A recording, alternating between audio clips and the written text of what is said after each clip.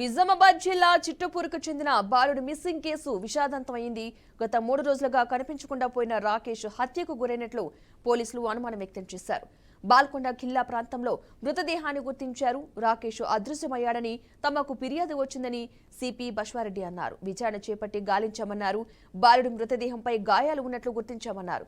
Postmortem నిమిత్తం మృతదేహాన్ని మార్చురీకి తరలించామన్నారు.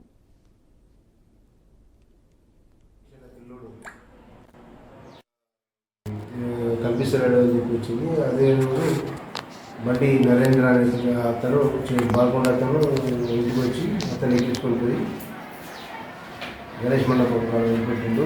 మళ్ళీ బాగా తిరిగి రాలేదని చెప్పి మాకు కంప్లైంట్ చేస్తే ఇమీడియట్గా చిన్నపిల్లలు కాబట్టి ఒక కిడ్నాప్ కేసు కట్టుకున్నాం వచ్చి అదే పిటిషన్లో వెరిఫై చేస్తూ ఉంటే ఈరోజు బాడీ బాల్కొండ శివారులోని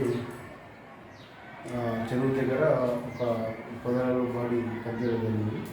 బాడీ మీద కొన్ని గాయాలు ఉన్నాయి. బాడీ డికంపోజ్ స్టేషన్లో ఉంది. ఈరోజు స్థానికులు వాళ్ళ బంధువులు బాడీని ఐడెంటిఫై చేసి మాకు నిర్వహిస్తే అది బాడీని రికవర్ చేసుకొని పోస్ట్మార్టం కనిపిస్తుంది. బాడీ మీద గాయాల యొక్క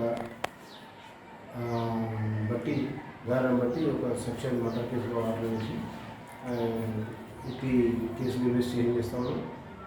బండి నరేంద్ర మీద మాకు ఈ అనుమానం ఉందని బాధితులు చెప్తా ఉన్నారు. అతని పట్ల